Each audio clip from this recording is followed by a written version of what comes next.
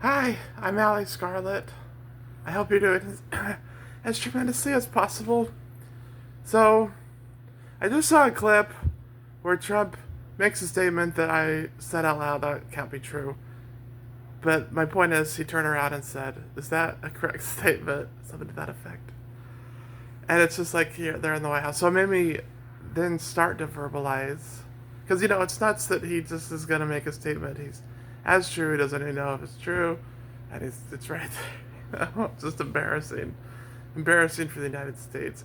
So I think, I was starting to say out loud, this is like this is in the White House, this is the esteemed White House that I'm thinking of at this point, you know, how in the Great White House is this happening? Is this embarrassment happening and this just complete like falsities happening?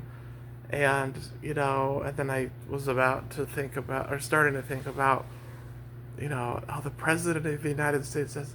So here's the thing, though. I always say this, and you hear the late night comedians that I love will say, like, the president of the United States is doing this, media, etc.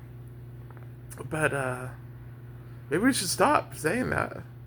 You know, like maybe because that's what it's been. Like how can the president? That's the implication when there's the president of the United States and they're talking about Trump doing something crazy or stupid or corrupt or something. So why don't we just stop being narcissistic? Other countries in the world, since they followed our governmental system, but they have great governments too now. We're not the only one. We're not a shining city on a hill. And so, not anymore. Let alone just how, war on terror and everything, and so many things. I'm not progressive, but the United States isn't this, like, beacon anymore. And so let's stop being. And also, Trump's been in long enough at this point. He's really tarnished the office. So let's just stop, because between hit last term and this one now. So let's just, how about we just stop with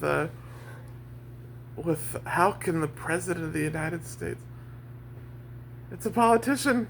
He's a politician. The White House is the place where the politician, is a residence of the politician. Thanks for watching.